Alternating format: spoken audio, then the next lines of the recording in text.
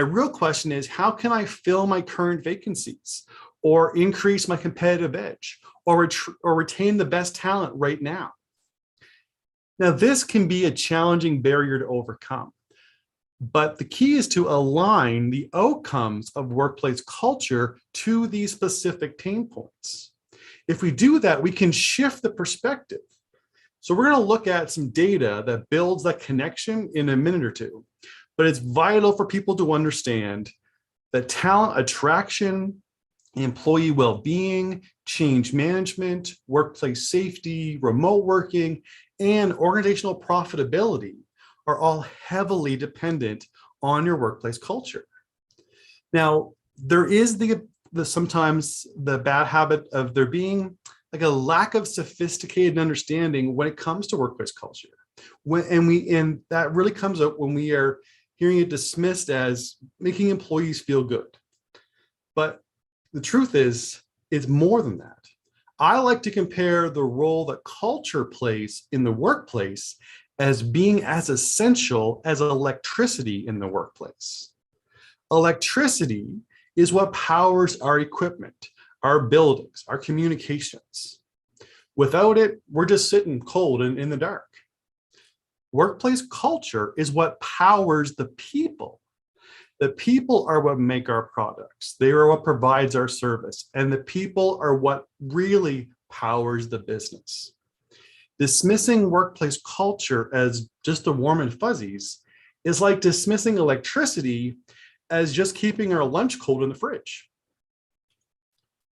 Because the truth is, when leaders and managers dismiss the significance of workplace culture, they're dismissing the tangible and obtainable business best practice that can make them leaders in their field. Leaders who prioritize workplace culture saw 2 times the annual growth of their peers over a 3-year period. Now, growth is always a priority to every business, but it may be a little too long-term for some people who are worried about things happening today. So what will be the things that will make a difference today? Well, pretty much every business in the world right now is adapting to the still evolving business landscape and the ever-shifting norms. Dealing with effects of COVID is still something that we're all struggling with a little bit every day. But 69% of organizations that adapted amid pandemic say their culture offered the competitive advantage they needed. And that's something that most of us could really use right now. This is what is so important for every business to really understand. Small little changes and interventions that you could do today can have a huge impact on your biggest pain points. For example, workplace culture was the biggest cause of the Great Resignation and the most influential component to employee attraction and retention. When it comes to predicting a company's employee turnover rate, culture is 10 times more effective than compensation. Just think about that. We focus so often on compensation as a primary tool for lowering employee turnover. Yet, a workplace's culture, the environment, is 10 times more powerful than wages and benefits. It's predicting how employees are likely they are to quit. Culture is not just about making employees feel good. It's the single biggest factor in why employees quit. Your equipment needs reliable electricity. Your employees need a respectful workplace culture. It's just that simple. Because if you don't give employees a culture that will let them give you their best work, they will find someone else who will. Culture drives loyalty. Nearly 50% of employees would leave a weak company culture for as little as a 10% raise. Consider what that means. Changing jobs is a pretty stressful situation. A lot of the time, it's jumping into an unknown situation and hoping you don't regret it. But if half of employees would leave you and your business for a 10% raise because of the culture, that really makes a clear case that poor culture leads to a revolving door of talent. And really think about that. Think about the numbers of that. That means, let's say the average salary at your business was, say, $50,000 a year. Then that means people will walk out on you for $2.50 more an hour. $2.50. That's a lot of talent, corporate knowledge, training, relationships, just walking out because of the lack of effort your business puts in to create a successful and productive workplace culture. So with this being so important, why do so many workplaces struggle with maintaining a strong culture? Well, it's because this colossal and critical piece of our workplace is often completely misunderstood. Only 28% of managers report that they understand their organization's culture, and only 19% believe they have the right culture. And I think this is why we sometimes hear those dismissive statements that I mentioned earlier from managers and leaders, that culture is just kumbaya and everyone needs to feel special. But and that it's sometimes considered to be an unnecessary add-on to the workplace. It's that they really don't get it, or they know they don't have the best work environment, but they're not sure how to fix it, so they just kind of dismiss it and push it to the side. And employees notice when they do that the lack of effort and understanding that these businesses have. Only 29% of employees believe they have a successful workplace culture. So culture is a critical and vital thing that every workplace needs to put a place as a top priority, especially if you want to grow your business, adapt to the ever-changing business environment, retain employees, and develop a sense of loyalty to your organization. But it seems like the biggest reason it isn't a bigger priority or something we're talking about and addressing every day is that we often don't really understand it. Well, the good news is we will have those answers for you. We can demystify workplace culture right now so that you can start making effective, positive changes today. So, part of the problem is what makes a workplace culture successful can be difficult to visualize. And I think it's because what we think a normal culture looks like is merely what we're used to, what we've experienced. And really, not unlike any relationship, our experiences shape what's normal or expected to us. So, like, for example, if you had a group of personal friends, and in this group, everybody was out for themselves. People would bark orders at each other. Some of those who felt they were in charge would feel like it's okay to bully the others. And no one really feels safe to show any form of vulnerability or weakness. Then this would be normal to you. This would be what you would expect from new friendships. This would be like the baseline of when you're meeting new people.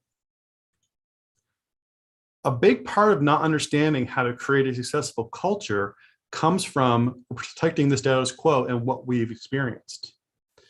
Again, there's a very traditional way of thinking about the workplace, and that is kind of reinforcing the challenging, unhealthy interactions amongst people. Thinking like that this is not a place to have fun. This is a place to work. Or phrases like, I'm not paying you to make friends. I'm paying you to do your job. These ways of looking at the workplace are pretty old school. These are the old school traditional ways that most workplaces have really, been using for a long time. Come in, do your job, go home. But the problem with this way of thinking is that it totally ignores the realities of human psychology. And it really displays a major lack of understanding in human interaction and how to successfully lead people.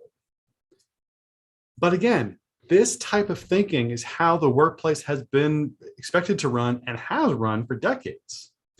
It is the status quo that HR professionals and the next generation of leaders need to acknowledge is there and work diligently to dismantle in order to have success in 2022 and beyond. Now, if you want to understand how to get the most out of employees, you need to understand what they need. And one of the best ways to recognize what employees need is to talk a little bit about Abraham Maslow. Now, this is the famous Maslow hierarchy of needs. It's the foundation of the psychology of motivation and a core component in many leadership training programs. And as many of you, I'm sure, already know, the key is that a person cannot ascend to the higher levels of the hierarchy without having the needs at the lower levels met first. For example, a person is unable to prioritize status and recognition at esteem if they're struggling with personal security or health at safety. Now, even the old school way of thinking about the workplace understands the importance of Maslow's hierarchy. Employees need to be provided wages and compensation to meet their basic needs. And we need to ensure that there's physical safety if we want them to provide their best work. And the old school leaders understand that success can't happen if they're not meeting employees' needs. Something we can all agree on. But the problem is they often misunderstand what the extent of those needs actually are, which is why we need to have a version of the hierarchy that is specifically designed for the workplace to create a culture to inspire the highest employee success and performance as possible. Well, for that, introducing Roman III's workplace culture hierarchy. This hierarchy is a variation of Maslow's, but it's designed specifically to create a successful and productive workplace culture by understanding and providing employees what they need. Too often, when we are looking to address challenges in our workplace, we want to jump right in with 2 feet into the area where we see the problem without considering the most important question. What needs to exist first before this can become successful? So let's dig into this hierarchy, shall we? Everything starts here at stage 1, compliance. This stage is where many of the HR procedures, labor laws, industry standards, and administrative processes are incorporated. This is where much of the work supporting equity in the workplace will land, like addressing equitable pay and providing accommodations. So what needs to exist for compliance to become successful? Well, this stage is so much more than just about policies. It's really mostly about addressing job dissatisfaction, ensuring that things like company policies, wellness programs, wages and compensation are not just meeting the legal minimum, but are actually competitive within their sector, sufficient to meet employees' needs, and are fair and equitably accessible to everybody. Now, this level tends to be where a lot of the human resources work starts. And unfortunately, in a lot of businesses, it's also where it stops. This is a critically important stage because it's the foundation, but we have to realize that this is only the first stage.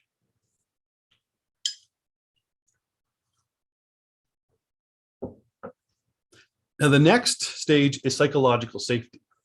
This is without a doubt the most overlooked stage in the workplace. This is where all employees are provided an environment where they feel safe to express themselves and feel a sense of trust and mutual respect from the people that they work with. This is where we need to feel safe to share what we need without fear of retaliation or ridicule. Now, the concept of psychological safety was created by Harvard professor Amy Edmondson. Her work primarily focused on the impact of psychological safety in regards to the freedom to speak up, ask questions, and make suggestions without fear or retribution or concerns that their comments might damage their relationships or reputation. Fundamentally, psychological safety is about the ability to be vulnerable. When we feel that we have to posture and avoid asking questions and we're unwilling to speak up, it's because we're afraid to show vulnerability in the workplace. And we're working in an environment where we don't feel psychologically safe. So what needs to exist first? What needs to exist before psychological safety can be successful? Well, obviously, since it's the second stage, you need to have a firm foundation of compliance that addresses job dissatisfaction, not just legal standards. But Equally important, you need to have people in leadership positions that are committed to ensuring that people will feel like they can speak up without retaliation. When we talk about the effects of the old school perspective of the workplace and the status quo, the reality is that this is often the killer of psychological safety. When the bosses don't want to be challenged, when coworkers are only out for themselves, when you are expected to always know the answer before the question's even asked, despite maybe not even being given the opportunity to learn or prepare for the question, then this is when psychological safety doesn't exist, or at least doesn't exist at the level you need for staff to be successful. Now, the third stage is where we create inclusion. And this is arguably the most important stage in creating a successful workplace culture. Now, stage 1, compliance, and stage 2, psychological safety, are specifically designed to lead you to inclusion. And stage 4 and 5 are about leveraging the impact that inclusion offers to the workplace.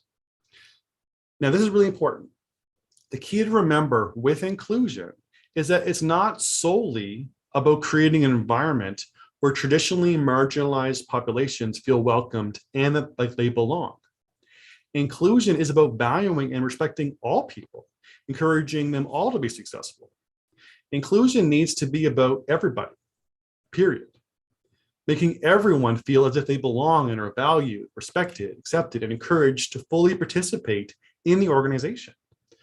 But it's important to state, though, that it will take additional efforts to make people from those traditionally marginalized groups feel included because of the systemic issues that are often inherent in many workplaces. Now, ultimately, employees need to feel like they belong, that they are a person and are seen and encouraged to bring their full self to work. Now, again, this can be the time that sometimes the kumbaya comments come back into the conversation.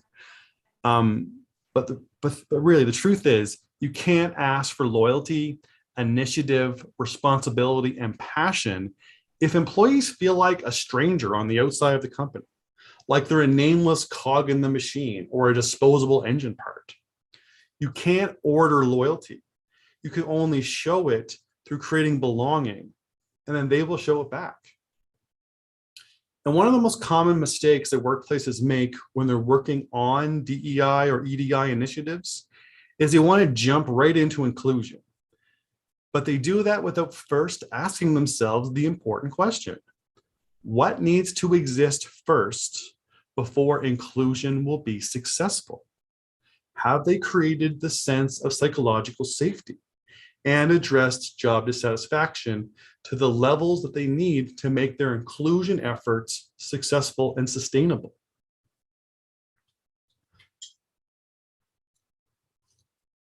Let's move on now to stage 4, engagement. This is often the carrot that most workplaces see as being the motivation for changing workplace culture. Employee engagement is arguably the single most important factor in creating a profitable and productive workplace. It's been proven time and time again to significantly increase employee performance, talent attraction and retention, customer relations, and organizational profitability. It is a critical factor when exploring organizational change and cannot be overstated of how important it really is. But one of the problems with engagement is how people traditionally understand it. They see it as something that is to be surveyed or something to be measured or something to be studied, which is important, and that's the priority. We need to see it for what it really is, something that needs to be provided, something that needs to be fostered, and something we need to empower in people. Employee engagement can only be fully achieved in an inclusive workplace, a workplace where all staff feel respected, trusted, encouraged, and inspired to fully participate in the organization. When they feel included, they'll be motivated and enthusiastic to engage. Now, this is another place where most workplaces want to jump in from the beginning and start changes that will improve motivation and engagement. But again, before any initiative will have success in creating engagement, they need to ask the important question: What needs to exist first before engagement will be successful? If employees do not feel like they are included and that they belong, engagement will never last. Now, the last stage is strive. This is where we as individuals strive to improve ourselves and our skills, and where our organizations can strive to improve performance of all employees.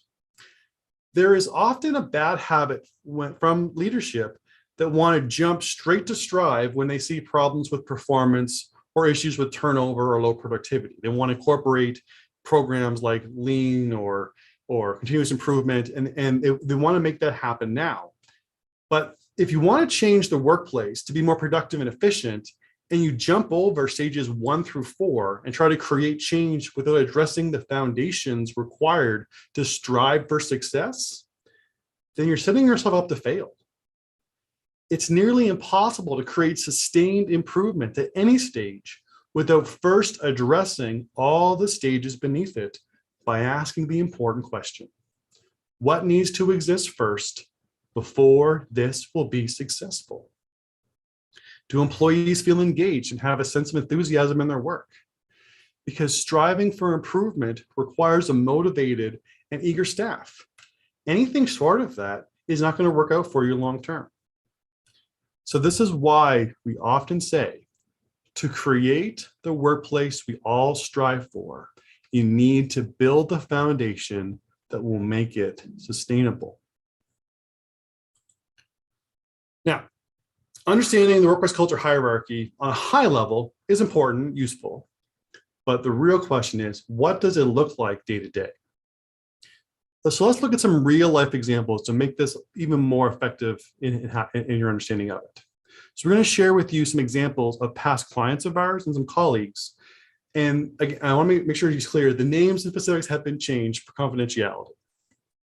So let's jump in. So first, we're going to take a look at a workplace that is not meeting the bottom level of the hierarchy of compliance. Now, this workplace is meeting the basic legal standard, but it's infested with job dissatisfaction. So meet Rhonda. Rhonda is an HR manager for a large production company. She and her team have been struggling for years to find and maintain the required staffing levels to keep her plant competitive within the larger company. Her plant deals with higher turnover and runs more understaffed than other corporate plants in different parts of the country. The plant's senior leadership sees the problem with their recruitment and retention, as nobody in their area really wants to work. But Rhonda wasn't sure. You see, before she came to this plant, she made the move from another small company, or another local company, with a smaller plant. And she really didn't have the same issues with her old employer that she does with her current employer. So she was convinced that the plant was causing its own problems because of the workplace culture. But she needed some help to make the required changes. Now, this is when we started to work with Rhonda. She knew the plant could be a great place to work and had a great compensation package, especially for their area, their region. But the work environment made it tough for people to last. So the first thing that we did was deliver a workplace factor scan to assess the level of job dissatisfaction at the plant. So we started off, though, with a few different departments and shifts, the ones that Rhonda knew the managers, supervisors, and they knew that they would support her efforts to try and get to the bottom of it. And when we did, we found some common areas of dissatisfaction, namely the workplace policies, job security, and the consistency of work. Now, most of the issues in the workplace policies were that they were really made staff feel like everything was geared to protect the company from the employees. Most staff were aware of the equipment misuse policies, the limitations to time off and leave policies, and the discipline policies around lateness or low productivity. This was surprising to Rhonda, as their policies were primarily handed down from corporate, and they were actually quite employee focused. But the way the longtime staff and managers had understood and enforced them over the years were mostly about the punitive and consequential parts. This led to a general feeling from staff that there was an us versus them mentality between staff and management, especially senior management. And this punitive focus in the way the managers implemented policies reinforced the concern that staff had about job security. They felt like they could be fired for so many reasons, likely at a moment's notice. So many new staff would jump ship at the first opportunity that they had in order to avoid being fired at any time and not having a job. But the reality was this wasn't the case. There was a progressive discipline policy and lots of warnings built in, but most staff believed that there wasn't. So a lot of them left because of this mistaken impression, even without ever learning the truth about how the policies really were to function. And it's really sad that a scary rumor was easier to believe than the truth. But the culture reinforced the belief that staff were an expendable commodity. Now, then there was consistency. For many of the newer staff, they felt that there was a bit of a bait and switch when they were hired. The job postings, company website, speakers at job fairs, and in the interviews, the company was promoted as a great place to work, full of perks and opportunities. The larger corporations' resources and benefits were promoted, and that it was very clear that entry-level jobs were really seen as a stepping stone to a fantastic career with the company. But once those people started in the job, it was very different. People felt unprepared for the hot and physically demanding work on their first day. The environment was really loud. Their coworkers were not friendly. Many managers were not easy to talk to. And the new employee training was very underwhelming. The general advice was, keep your head down and do your job. So there was a lot that Rhonda and her team needed to do to resolve many of these issues. So we started with creating a full picture of the workplace's issues and worked with her and her team to create buy-in from senior management's team to start addressing these issues before things got any worse. Now, I wish I could say this had a really happy ending and everything magically turned around, but the truth is, this is still a major work in progress with a long way to go. But if Rhonda's company had made the common mistake of jumping in and working on engagement and strive, without addressing all these issues, they'd still be stuck spinning their wheels. And this is why you need to start with compliance. You need to understand the level of dissatisfaction that exists and address these issues before you move on to the next stages. Otherwise, it's like placing wallpaper over giant holes in the drywall. Sure, it's going to look good at first, but any little bit of pressure and the problem comes right back.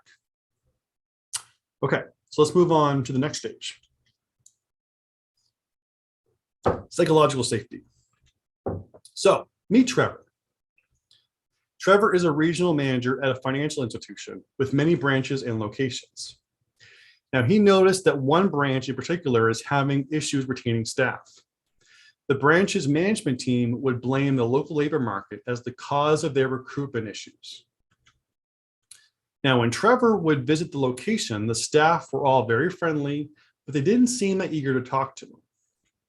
When he tried to engage with them, they seemed apprehensive to chat and often referred him to speak to their management team when he had questions. The work environment always seemed a little tense. There was a noticeable difference between the vibe at this branch and many of the other ones that he oversaw. Now, Trevor wanted to get to the bottom of what was going on at this branch. So we did a workplace assessment where we provided anonymous surveys on how psychologically safe employees felt in their workplace and provided a similar survey to the management team to assess how psychologically safe they felt their employees were. And with little surprise to Trevor, there was a huge discrepancy between the responses from staff and the management team. Now, Trevor and the regional HR manager began to look at the situation and found there was a lot of micromanagement happening, and expectations on staff were to keep quiet and focus on their work.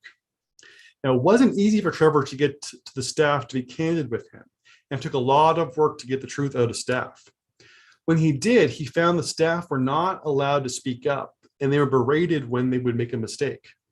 Their ideas and opinions were ignored or outright dismissed, and any critical statement they made about the workplace was seen as a personal attack on management and dealt with as such. This was a difficult situation for everybody. Now, we provided some tools and resources to support Trevor, mainly around the need to place more priority on management training.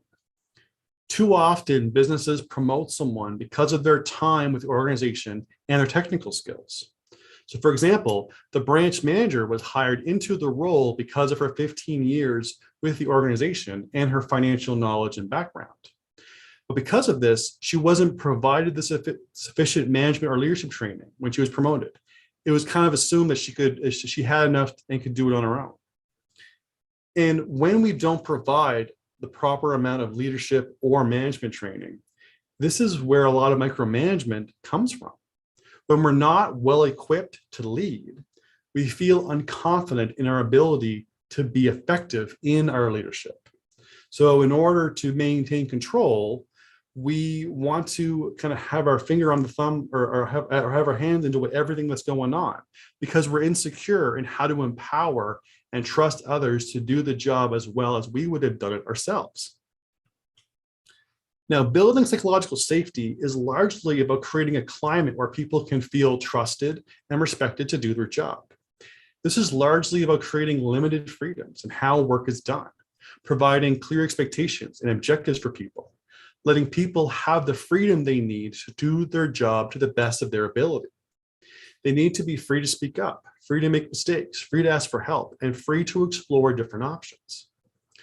Creating this type of environment isn't always easy, but this is where most organizations need to place the majority of their efforts if they really want to create a productive and successful workplace culture. Now, we have a number of great resources and tools to address psychological safety, but they only work if there's a desire to actually do something and not just make it look like you are doing something. Okay, so let's move on to the next stage. Inclusion. So meet Tiffany. Tiffany is a program officer for a department of the provincial government. She's been with the government for over 10 years and has worked in a number of different divisions over the years. In her current role, she manages a very complex caseload and deals with the ever-evolving responsibilities and expectations. Now, one thing that Tiffany always felt was that she never really connected to the work she did and to those around her. In her office, she was surrounded by lots of people, but she always felt alone, like everybody was on their own island. And she, and like many that she worked with, felt that her only real value was the position that she held, not her actual abilities as an individual. Now, Tiffany is actually a close colleague of ours. Pre-COVID, we did a lot of work with governments and nonprofit organizations, so we saw these kind of situations happen a lot. In large organizations like government departments, people can often feel like a number or only as valuable as the authority that they possess. Their identity is boiled down to their job title, skill set, or their role in the department. When this happens, this is the enemy of inclusion. When people are not seen as an individual and are able to belong to their team. Tiffany was extremely skilled in her role and was always went above and beyond to provide the best support, interventions, and solutions that she could. However, her efforts and accomplishments were just lumped in with the rest of the program officers in her department. She would often bring new ideas and perspectives to her management team, only to have her ideas dismissed or told not to rock the boat. It's hard to remain committed to doing a good work when it seems like no one cares and your work is not recognized, or you feel isolated by your position. When this happens, it makes us feel like we're not accepted as a person with thoughts and ideas. We can feel like our hands are always tied because our employer sees our personal value as only as important as our positional value. We don't feel included, accepted, and that we belong with our company. Now, this might not have been what many people were expecting when I was saying I was going to give a story about inclusion. Many of you might have been expecting a story about somebody from an underrepresented community. Now, when dealing with situations from people being left out or marginalized because of their race, sexual orientation, or ability, that needs to be addressed and resolved immediately. because harassment and discrimination need to be dealt with as such. Now, I've seen lots of examples of that with our clients in the past, unfortunately, but this example here with Tiffany illustrates what I was saying before when I mentioned that inclusion is not just about DEI or EDI. Any situation when people do not feel like they belong or are not seen as a whole person, then you don't have inclusion. When dealing with discrimination and injustice, that's something clear and overt. But the subtle lack of inclusion can also exist. And when it does, it compounds the problems when situations of inclusion and discrimination are present. Now, workplaces like Tiffany's exist both inside and outside governments. The factors that the factors of the workplace are beyond compliance. Employees have a sense of psychological safety to speak up and share their ideas and what they need. But their needs are not always listened to. Now, some people think, well, that's just what it's like to work for government or for a large organization. But it doesn't have to be that way. We can also work. So we've worked with some government organizations and departments before, and when they make a commitment to create inclusion, make employees feel like they belong, it makes a big difference. The truth is, creating inclusion is actually far more about the leadership than about the organizational structure. If there are leaders who are committed to creating a climate where employees feel heard and that they belong and are seen as individuals, then the organizational structure won't impede that. The problem, specifically with a lot of government jobs, is that complacency and reinforcing the status quo is often unintentionally prioritized. But then you get into a bit of a philosophical question about if the complacency creates a lack of inclusion, or does the lack of inclusion create the complacency? Now, the takeaway from the situation with Tiffany is that though her situation is far too common, it's not how it needs to be. If organizations want to create real inclusion and a sense of belonging, then they can. We even have the tools to help make it happen. But the leadership needs to be willing to take the steps needed to make it a reality. Okay, let's move on to engagement. Meet Rashid. Now, Rashid is the CEO of a large industry association. He and much of the staff in the organization have been working together for a long time. The organization is considered quite successful by their partners and stakeholders. However, they've been having trouble keeping a larger and younger staff. Now, Rashid is a very pleasant and encouraging boss. Everybody really likes him. He goes to great lengths to make his team feel free to share their thoughts and ideas and needs. He's also very committed to everyone feeling as if they're accepted and that they belong. And that being said, the culture that Rashid creates is very welcoming, but doesn't inspire much motivation. Now, Rashid's organization has been doing things the same way for a long time. And because of this, they've normalized being complacent. Nothing really ever changes, and the old guard like it that way. And this is largely the cause of the high turnover among many of the newer and younger employees. The culture of the workplace reinforces the importance of being busy, not productive. Now, what I mean by that is being productive is about doing as many tasks as you can with the time that you have. And being busy is taking as much time as you can with the tasks that you have. And this environment does not invoke a lot of people who are motivated to succeed. So one of the causes of this unmotivated workplace is Rashid himself. He's well regarded as a great leader, being friendly, charismatic, and building people up. But he's not a very good manager. He has good leadership skills, but he has poor management skills. He does not know how to empower employees to be productive, not just busy. He's unsure how to create organizational change to address the complacency of his team. He's not overly productive or good with time management himself, so he's always too busy to notice how his team executes their work.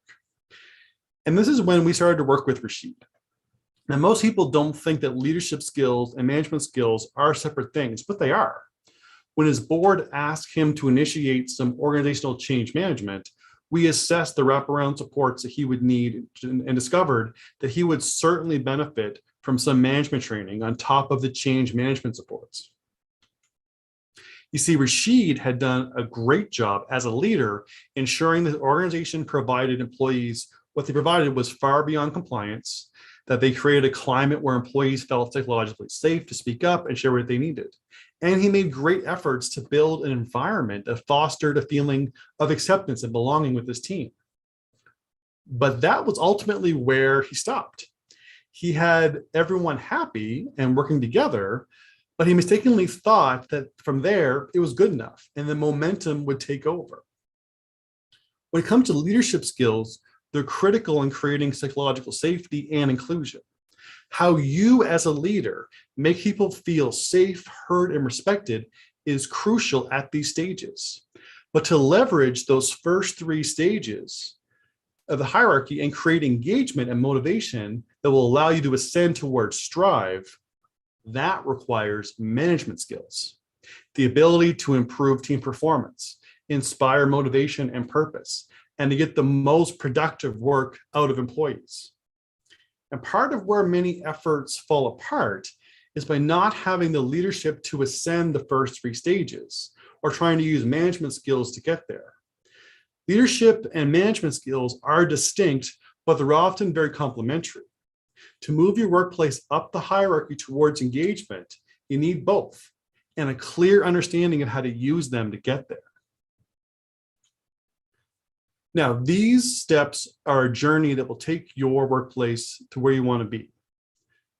Workplace initiatives like Six Sigma, continuous improvement, streamlined customer service platforms, and digital transformations all require employees to be engaged and bought in order for them to have lasting success. If your workplace is trying to create a shift in order to improve your productivity, efficiency, or become higher performing, and you have not created a culture that is ready for strive, then you're setting yourself up to fail. To create change, you need to ensure the workplace culture will be able to handle the transformation. As I said before, when you attempt to implement something that requires change or commitment from your staff, you need to ask yourself the important question: what needs to exist first before this can become successful? Now, getting your workplace to start its ascent up the hierarchy is not a simple or easy process. I would love to say that there is a single universal answer that can be a clear starting point for everyone. But the truth is, it's not simple. Workplace cultures are complex, and their specific dynamics are unique to each organization. But sometimes it just takes a little bit of help to get started. Getting started can be as simple as knowing where your organization currently sits on the hierarchy and planning out what your first step to move up to the next stage might be. If you'd like support in finding where you currently are on the hierarchy and what your first step is likely to be, then the best thing you could probably do is to book a follow-up chat with us. If you're a supervisor or manager, we can help you identify what changes you can make within your authority level to improve the workplace culture. If you're an HR professional, we can identify where your company falls on the hierarchy and assist with organizational assessments that will create a plan for the entire organization. If you're an owner or executive, we can provide coaching and training for your leadership and management team so your company will continue to strive. Our chat with you is just a conversation to find out your specific needs so we can provide you the best advice to get started. Now, we're so confident that our expertise and strategies can lead to the change you're looking for that if you end up working with us, we offer a satisfaction guarantee. So to make sure you don't miss out, James will share with you a link to book your free follow-up chat. And I want to thank you all. And I hope that something in this talk today will help you improve your workplace today.